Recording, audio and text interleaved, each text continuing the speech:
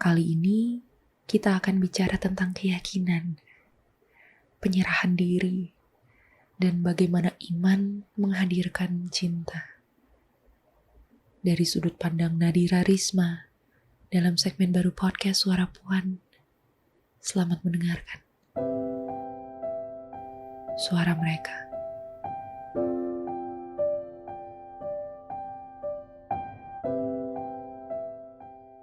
Sebelum sama suami gue sempet sih punya hubungan.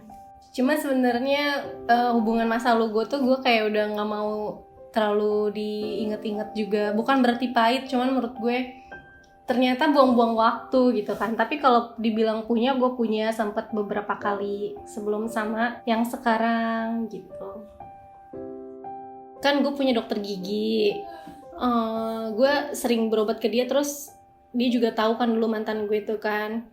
Nah sampai akhirnya gue juga curhat, dok aku pengen deh ikut pengajian kayak gitu, gue bilang gitu kan. Terus seriusan kata dia gitu, kata dokter gigi gue, iya yaudah yuk ntar hari Kamis kamu ikut aku ya gitu. Ikutlah gue pengajian. Ternyata ada temennya dokter gigi gue nyamperin kan. Terus dia sempat nanya, ini anaknya? Kata gitu, nanya ke gue kan. Oh bukan, ini mah adik aku. Dia bilangnya gue adiknya dokter Gani kan. Selang beberapa hari gue dikabarin sama dokter gigi gue gini, Dira ada yang mau ngajak kenalan, katanya ibunya ngeliat kamu katanya senang, kamu mau kenalan gak sama dia, kata gitu. Ibunya langsung, bukan anaknya yang ngeliat gue tapi ibunya gitu kan. Ibu mikir kenalan doang, ya kenalan aja sih nggak apa-apa lah, gue bilang gitu. Ya udah akhirnya dia kirim CV-nya lewat dokter gue kan, ini Dira yang mau kenalan, namanya ini, keluarganya gini. Kirim juga fotonya, Dira kirim balik ya sama kayak gitu, katanya gitu kan. Terus besokannya lagi si dokternya ngechat gue lagi, Dira keluarganya mau ketemu sama keluarga kamu nih gitu. Gue kaget kan, secepat ini gitu masa. Boleh sih dok, tapi Dira belum ngomong apa-apa sama orang tua, gue bilang gitu. Akhirnya yaudah gue ngomong lah sama orang tua gue. Kalau orang tua gue tuh kalau belum serius banget mah nggak usah lah langsung ketemu orang tua kayak gitu loh, tapi yang kayak udah santai aja dulu gitu. Ya udah ke rumah, hari Jumatnya malam tuh ke rumah, tapi gue ngajaknya ke rumah tante gue. Dan gue pikir ngobrol-ngobrol juga kayak gue cuman nyokapnya sama adik kakaknya doang sama dia gitu kan, bertiga. Ternyata dia sama ponakan-ponakannya, pokoknya keluarga besar dia datang. Gue shock juga, kaget.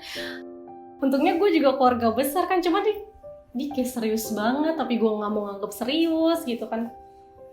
Ya udah di situ perkenalan kayak biasanya aja. Si tante gue juga ngenalin keluarga gue, ini Dira, ini kak, ini adiknya, ini tantenya gini-gini. Kalau nyokap bokap gue nggak ada kan di situ.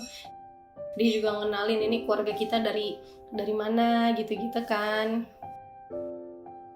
Nah gue mikirnya ya itu kenalan dong, kenapa enggak sih? Gue juga penasaran sih, jatuhnya tuh kayak penasaran taruh kayak gimana. Sampai akhirnya gue cari-cari baca, taruh tuh ya sebenarnya perkenalan aja gitu kan. Karena di hati gue juga biasa aja, jadi kalaupun gak cocok gue gak akan baper gitu loh, Tep. Yang penting gue kenal aja dulu gitu. Gue tuh mikirnya kayak masih mau yang chattingan, ketemuan. Maksudnya gue maunya tuh kenal dia yang kayak gimana gue kenal. Maksudnya gue gak mau ada penghalang. Nah sedangkan sebenarnya taruh itu ya harus ada penengahnya. Jadi gue nanya sama dokter gue, ntar dokter gue nanya sama si cowok itu. Jadi gue gak boleh ada kontak langsung nih sebenarnya, supaya menghindari juga nggak ada ntar diem-diem ketemuan berduaan tuh sebenarnya nggak boleh. Karena ya itu bener-bener taruh tuh sebenarnya kayak gitu kan. Akhirnya dia ngechat gue duluan sih, halo Dira, assalamualaikum, ini Rangga yang kemarin ketemu ke rumah tantenya Dira. Ya iya lo, gue tahu lo Rangga yang tante gue kemarin, lo siapa lagi? Bener-bener kaku banget. Gue tuh sampe mikir, ini asli gue bakal nikah sama orang yang kaku kayak gini. Gue tuh mikir kayaknya gue gak bakal nyambung. Gue mikir gimana kesan-kesannya, kata dia gitu kan. Gue juga gak mungkin langsung bilang aku suka gitu, aku mau. Gue juga gak bisa jawab kayak gitu. Gue bilang iya insya Allah mau kenalan aja dulu boleh, gue bilang kayak gitu. Ya udah akhirnya chattingannya pun bukan yang halo selamat pagi udah mandi belum, nggak kayak gitu yang langsung to the point kayak gini, tujuan Dira mau nikah apa, tujuan Rangga mau nikah apa, kayak gitu kayak dibilang jijik gelah gimana iya, tapi dibilang enggak juga iya, gue nggak suka yang terlalu kaku kayak gini gitu. Berarti gue maunya yang ya udah belak-belakan aja, cerita ngobrol apa-apa kayak gitu. Gue belum tahu banget tentang dia, tapi dia tuh cepet gercep banget gitu loh. Pertemuan lagi, kapan pertemuan lagi, gimana kesan-kesannya, gimana ini gue tuh kayak ngerasa apa sih kok gue kayak dikejar-kejar gitu, sedangkan gue maunya santai dulu gitu. Maksudnya gue maunya kenalan, lu kayak gimana sih orangnya, chattingan, ketemuan kayak gitu, sedangkan dia nggak mau yang bertele-tele kayak gitu. Kalau lu mau ayo, kalau enggak.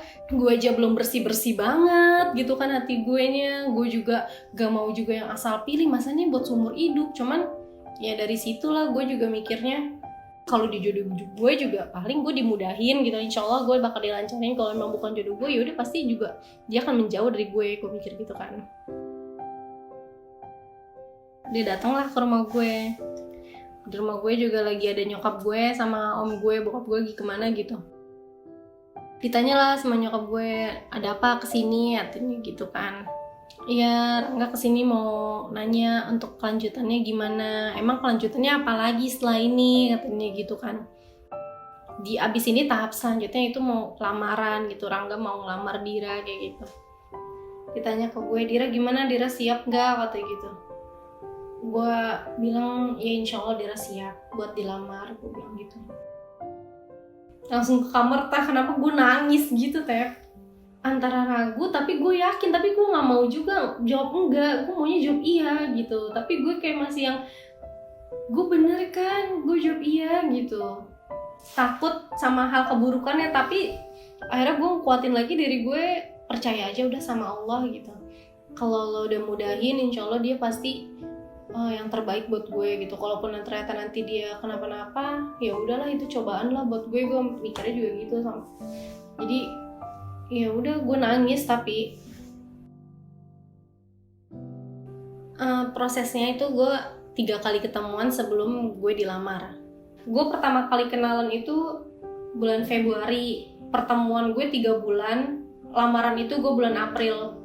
Gue lamaran hari Sabtu, besokan ya hari Minggu itu gue langsung pergi nyari gedung.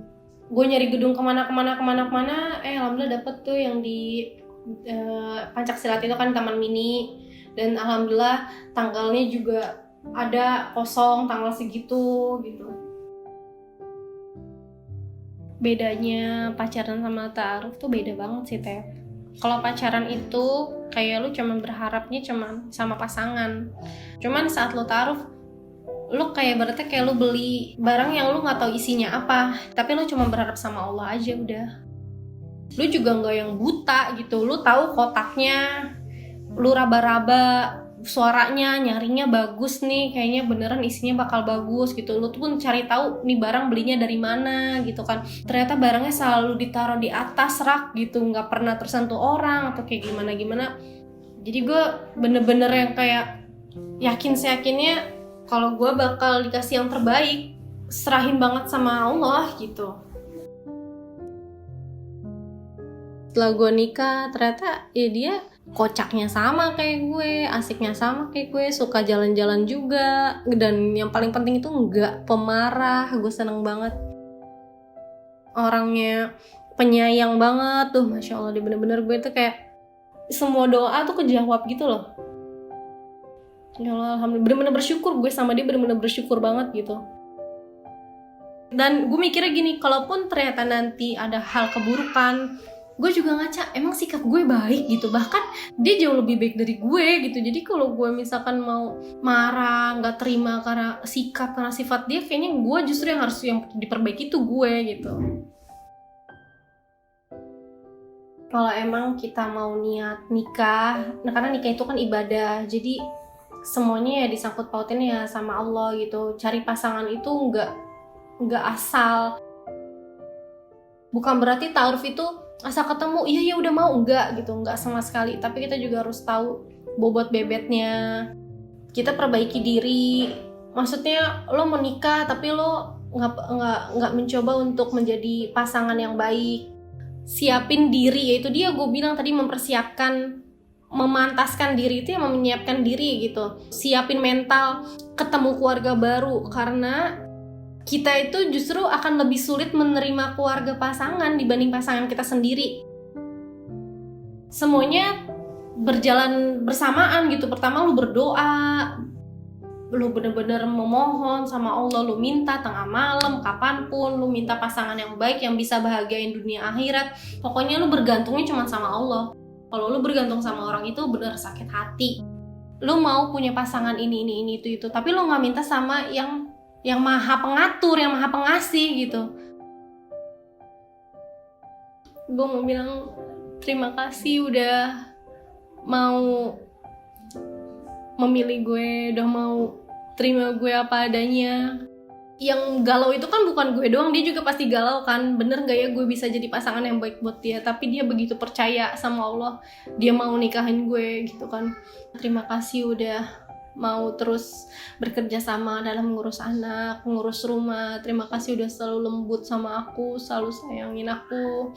Aku bener-bener bahagia, alhamdulillah. Aku bener-bener gak nyesal sama sekali. Hal terbahagia gue itu ya gue punya dia di hidup gue, tuh hal yang paling bahagia banget sih. Kok gue jadi mau nangis, lebay banget. Lu buat gue jadi terharu. Semoga kita bisa sama-sama kumpul lagi nanti di surganya Allah. Semoga kita selalu bahagia, gak ada gangguan dari mana-mana. Pokoknya gue bahagia banget jadi istri lo. Happy banget sih gue. Percaya, jangan takut gak akan dapet jodoh. Bakalan ada orang yang sayang sama lo padanya, bakalan ada orang yang menghargai lo, bakalan ada orang yang mau menerima kekurangan dan kelebihan kita. Itu bakalan ada, asalkan kita mau bersabar dan mau berusaha dan mau meminta sama Allah. Harus percaya itu sih.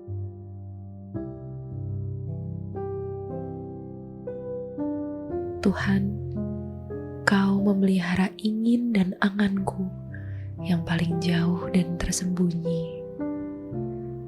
Kau yang maha tahu, Kau yang maha pemberi, dan oleh sebab hidupku ini milikmu, ajarkan aku untuk percaya Kau selalu tepat waktu.